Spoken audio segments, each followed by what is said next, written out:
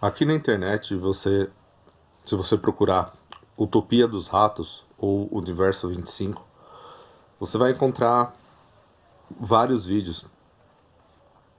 E o que está no topo, né, é um vídeo do Covil do Jack.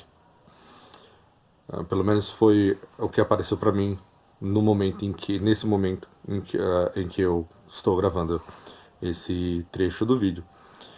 E esse Bom, eu entendo as dificuldades de você resumir um estudo daquela magnitude e no que ocorreu no decorrer de um longo período e, e é um estudo complexo. Eu entendo as dificuldades de você compilar em um vídeo curto. Eu mesmo não consigo colocar em 10 minutos ou menos e ser preciso com tudo que está ali dentro. Eu acho que não sei se isso é possível. Você vai conseguir se aproximar ou se afastar, mas enfim, seja como for, ali tem alguns erros e alguns erros ali acabam distorcendo as conclusões a que se chegou no estudo. Um deles, eu vou dar só um exemplo, é a questão dos bonitos, que eu traduzi como belos, né? Quando você ouvir no trecho que você vai ouvir daqui a pouco, falando de belos, é o que ele coloca como os bonitos. E o que ele coloca lá é que por causa dos bonitos, né, houve aquelas consequências e a utopia deu errado. Quando na verdade, quando você lê o estudo, é o contrário. Os belos, os bonitos, eles são consequência do que estava acontecendo e não causa. Eles não são causa da derrocada, eles são consequência. Eles só são apenas aquele ponto em que, quando surge aquela geração de ratinhos que evita o conflito, é exatamente por isso que eles eram chamados de os bonitos, porque eles evitavam o conflito com os outros ratos, porque eles ficavam escondidinhos lá no canto deles, né? Eles não participavam mais de cortejar as fêmeas e etc. Então, quando surge aquela geração que não tem marcas, não tem cicatrizes, justamente porque não entra em conflito com os outros ratos, já é um indício. Quando surgiu aquela geração, dali não tem mais volta, a sociedade entra em colapso. Aquela sociedade de ratos entra em colapso. Então, o que eu vou fazer é o seguinte: eu tenho um vídeo aqui no meu canal, que é um vídeo longo, em que eu detalhei, né, falei dessa questão da utopia dos ratos, e só que eu coloquei dentro de um contexto mais amplo. Então o que eu vou fazer eu vou fazer uma compilação.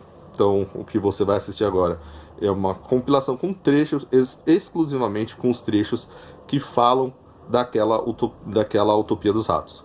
Só com os trechos que abordam essa questão. Então é a minha maneira, como eu não tenho um grande poder de síntese, eu não tenho essa grande capacidade, o que eu posso fazer é editar o vídeo e deixar para vocês exclusivamente essas partes. Espero que seja útil para vocês. Quem já assistiu aquele vídeo pode encerrar aqui, dar o like, curtir, compartilhar e inscrever-se no canal e etc. Mas se você não assistiu o vídeo e quer uma versão mais condensada, ainda que você olhe e vai ter, lá, sei lá quanto tempo vai ter esse vídeo, 20 minutos, 20, 30 minutos, ainda assim é menos do que o que você teria que assistir naquele vídeo e de forma um tanto mais direta. Então, fique com essa compilação agora. Então, no que consistia esse experimento? Eles iam lá, construíram uma cidade utópica dos ratos. Então, nessa cidade era disponibilizado sempre, através de tubos, alimentação, água, eles tinham água sempre. Então, essa era a ideia. Então, os ratos, os camundongos, lhes era dado comida em abundância, lhes era dado água em abundância, tudo era dado em abundância. A única coisa que acabou acontecendo é que o espaço era obviamente limitado. Então era bastante espaço ali, mas não tinha para onde expandir, né? Essa era a ideia. Então não havia para onde expandir. Essa única questão da falta de espaço acabou, ou seja, de todos eles convivendo de forma muito aglomerada ali, conforme a população ia crescendo, acabou gerando um colapso da sociedade, um colapso total da sociedade.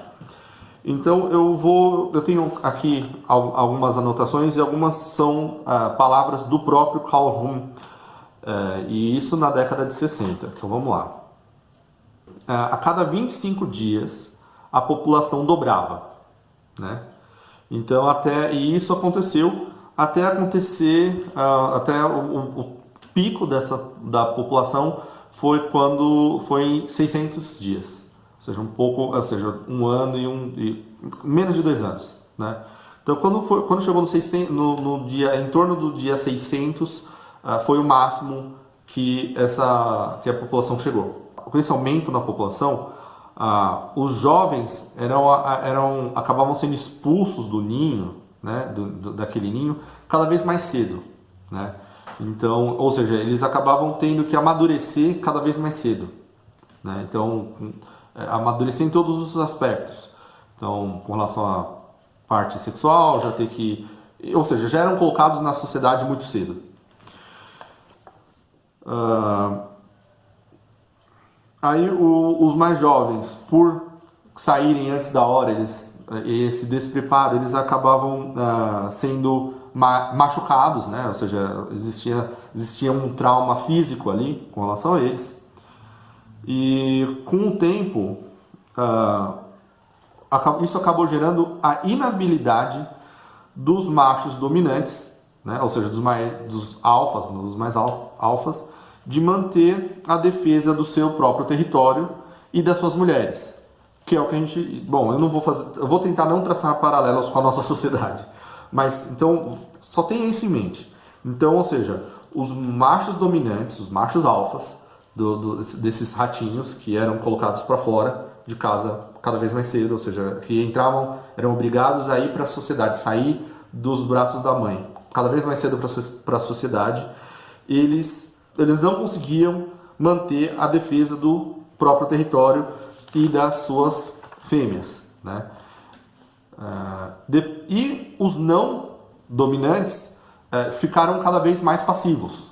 Os machos não dominantes, ou seja, sem ser aquele alfa, foram ficando cada vez mais passivos. Um desses não dominantes atacavam os outros não dominantes, e esses que estavam sendo atacados não conseguiam se defender. Eles não conheciam os mecanismos de defesa, eles não sabiam se defender. Então, ou seja, aqui você já tem uma sociedade dividida. Então, tem os machos alfas, os dominantes, que conseguiam as fêmeas, conseguiam o acúmulo de território, mas eles não conseguiam manter nada disso, né? Nada. Então, ficava essa disputa intensa ali entre os dominantes. E os não dominantes se atacavam mas não sabiam se defender dos ataques, né? Aí, as fêmeas foram parando de se reproduzir, ou seja, elas foram tendo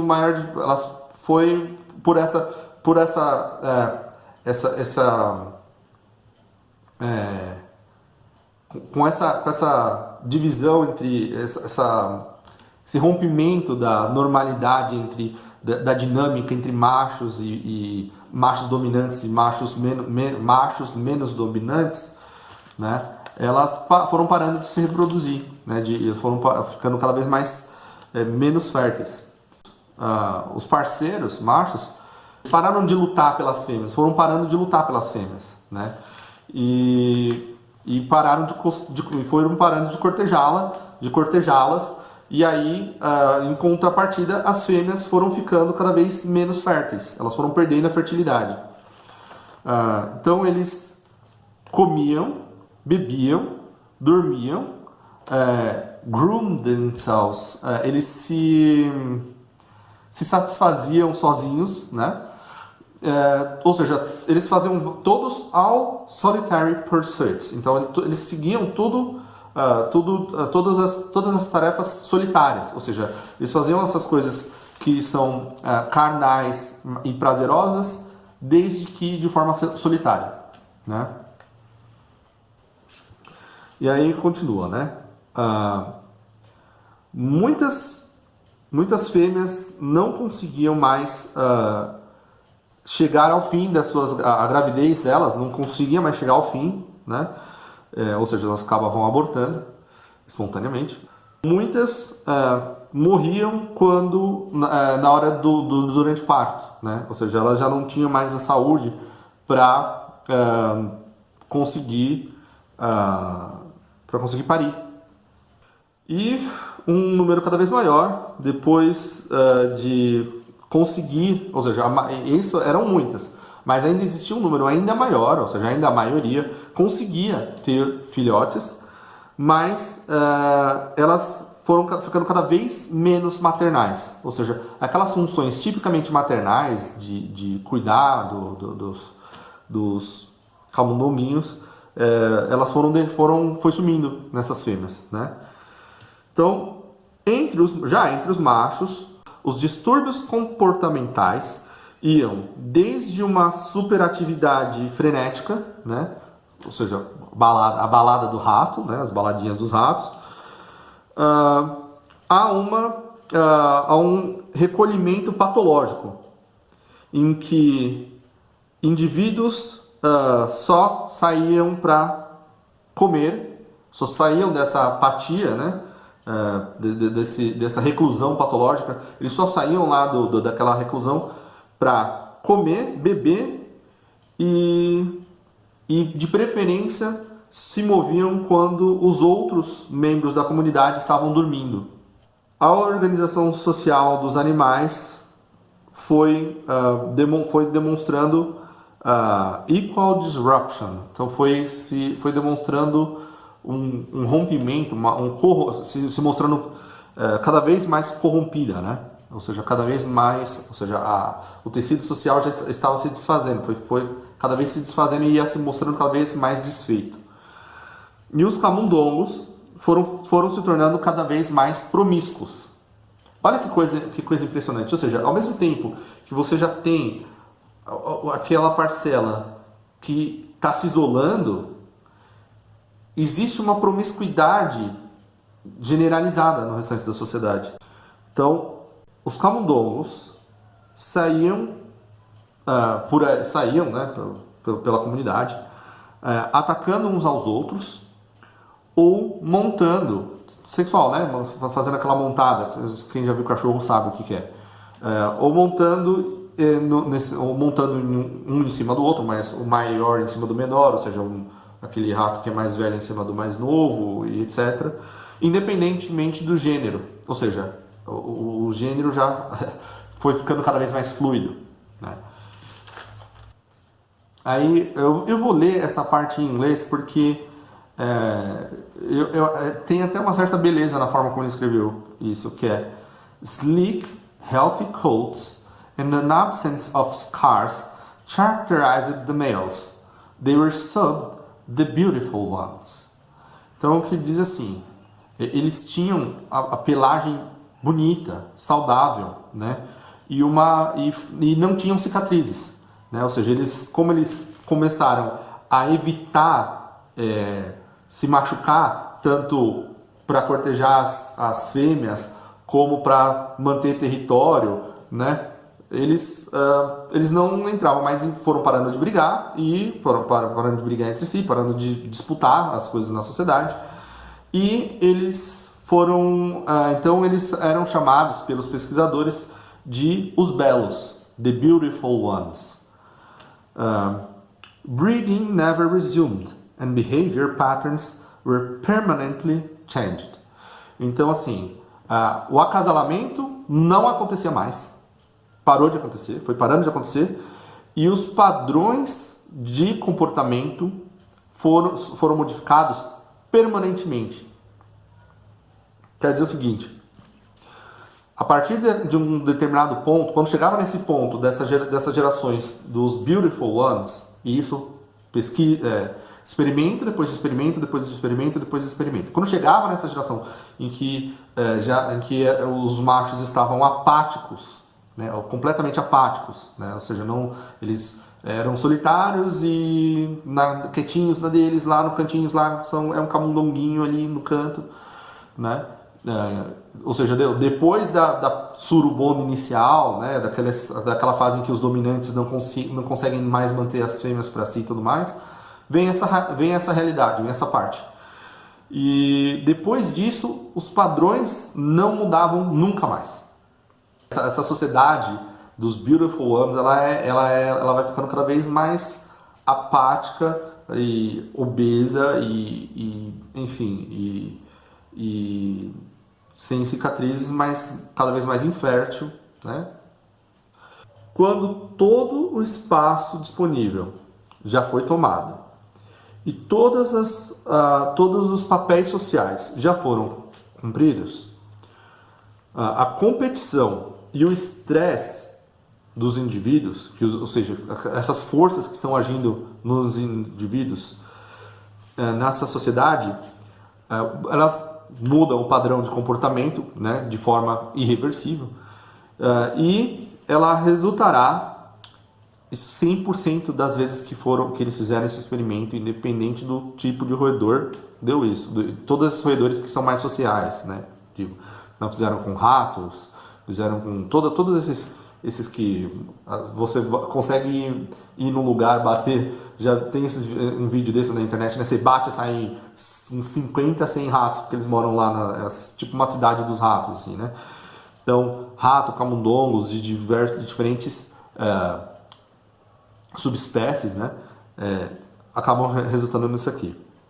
Então, ou seja, resultará necessariamente na deteriorização dos padrões sociais e na eventual extinção da espécie, daqueles espécimes, né? Ou seja, pelo menos naquele ambiente ali.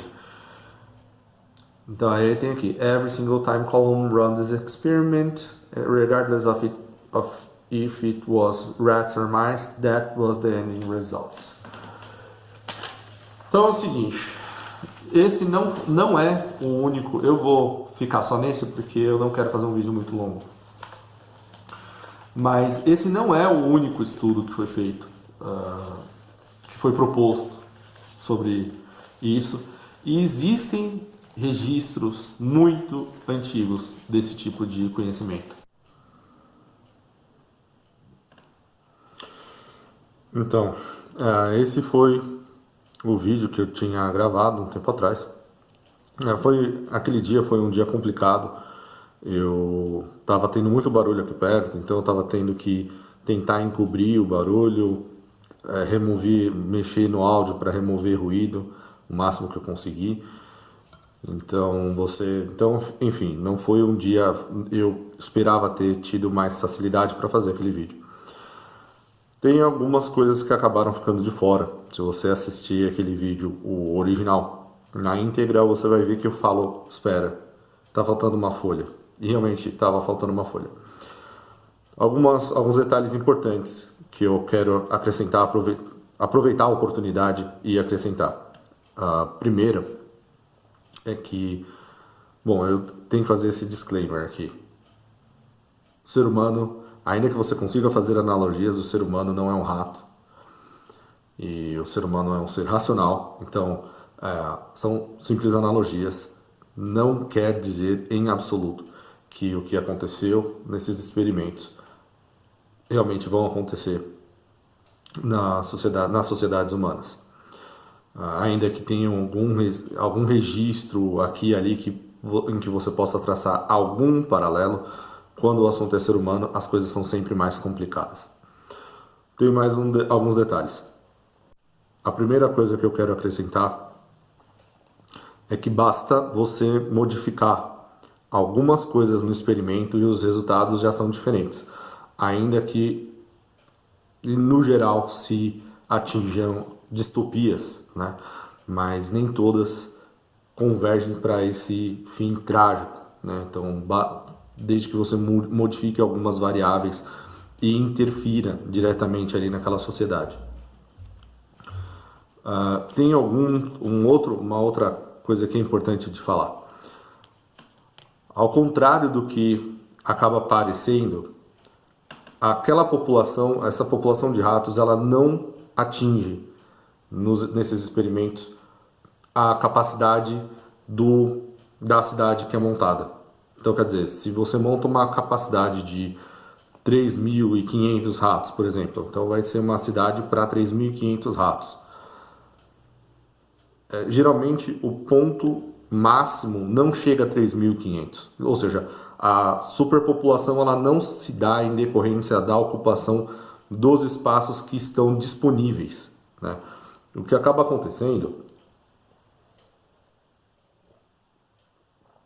é que acaba havendo uma aglomeração em algum determinado ponto ali da colônia. E geralmente isso se dá no tubo de próximo ou nos tubos de alimentação. Então, no caso, se você tem um lugar preferencial por onde entra a comida, por onde é colocada a comida e tudo mais, a parte de alimentação, é ali que começa a haver a aglomeração dos ratos. Ainda que haja abundância de comida e que se coloque a quantidade de comida suficiente para os ratos, eles começam a se aglomerar ali naquela região. Então, há partes, nesses estudos geralmente, há partes dessa cidade dos ratos em que ficam vazias, em que aqueles pontos ficam vazios, fica com uma densidade populacional muito baixa, enquanto a grande aglomeração se dá naqueles pontos específicos. É naqueles pontos específicos também em que acaba ocorrendo o conflito, aqueles conflitos generalizados iniciais ali eles são gerados ali. E também acaba explicando por que as mães acabam desmamando mais cedo, por que elas acabam abandonando os filhotes mais cedo, antes de que eles estejam prontos. Naquele trecho em que eu acrescento, em que eu comento que há um aumento na agressividade, ela se dá entre machos e fêmeas, né? Mas é claro que nas suas devidas proporções. E com o tempo, aquele tecido de acasalamento ele vai para o espaço. Uma outra coisa que é importante de comentar é com relação aos belos, os bonitos lá. Quando surge primeiro que eles vão surgindo gradativamente, não é de uma vez só, mas a questão é que quando você observa que eles surgiram, né, que aqueles belos surgiram, você já pode ter certeza de que você está arrumando a uma distopia. Então esses belos, que são esses ratos que evitam conflito, que ficam à parte, de lado, eles vão ficando cada vez mais reclusos, né? Só saem para se alimentar quando os outros já estão dormindo e tudo mais. E eles não buscam o acasalamento, eles não querem mais saber de... enfim. Isso é muito importante. Se você pegar aqueles ratinhos, tirar dali e colocar numa outra colônia, numa outra cidade dos ratos, que é funcional, em que não há problema, não há os problemas que já foram detectados, ou seja, se você colocar numa sociedade de ratos que está sendo mantida e controlada de forma em que as coisas acontecem de forma que as coisas estão funcionando, esses ratinhos não voltam a funcionar. Quer dizer, eles não conseguem mais identificar uma sociedade saudável. Eles não conseguem mais identificar, mesmo que você os coloque em uma sociedade saudável e em que as coisas estão indo bem, a percepção de mundo deles já traz aquele trauma de tal forma, de tal maneira, que eles não conseguem conceber outra realidade. Então, eu queria aproveitar essa oportunidade para deixar esses adendos aqui, né, esse adendo aqui, e agradecer mais uma vez pela sua atenção. Eu espero que o vídeo tenha ficado que a compilação ela não tem como ficar perfeita, e eu achei melhor do que eu refazer tudo aquilo de novo, porque eu teria que parar para olhar as minhas anotações. E é bom eu deixar claro aqui também que eu não sou um youtuber. Eu sou um escritor que tem um canal no YouTube. Se eu poderia me dedicar mais a isso, eu poderia ir atrás de um estúdio ou enfim, não é minha proposta aqui nesse canal. Então, aqueles grandes trabalhos de edição, eles demandam muito tempo. Eu estou me esforçando ao máximo para trazer os dados aqui no canal que eu não vejo ninguém mais tratando. Então, com relação a estatísticas sobre casamento, sobre índices de felicidade, índices de virgindade, índices enfim, todos esses dados. Então, é só esse é o principal motivo da existência desse canal. Assim, da existência não, porque a existência dele começou e se deve à publicação dos meus livros. Mas nesse ínterim, quando eu vejo um assunto que me interessa, não é uma questão só de dar a minha opinião, ou teve gente que falou assim, você quer likes. Se eu quisesse likes, realmente, eu já disse, eu tiraria minha aliança, né? E pesaria mais pro lado da negatividade, porque é mais fácil. Qualquer coisa que você lida, ou então ficaria lidando com notícias do dia a dia. Se você ficar, então, se você quer ser um youtuber e ganhar um monte de inscritos e não quer ficar fazendo slime, então vai comentando aí, todo dia você comenta sobre o que está no noticiário. As pessoas vão querer se informar sobre aquilo. Eventualmente, um vídeo ou outro seu acaba aparecendo no feed de notícias das pessoas e as pessoas vão consumir aquela informação. Então eu vou ficando por aqui. Vou pedir para você se você gostou do vídeo, ou pelo menos do esforço que eu estou tendo para ser honesto com relação a esse assunto, para você dar o like, se inscrever-se no canal, né? E clicar no sininho. Eu vou ficando por aqui. Então, um forte abraço e até a próxima.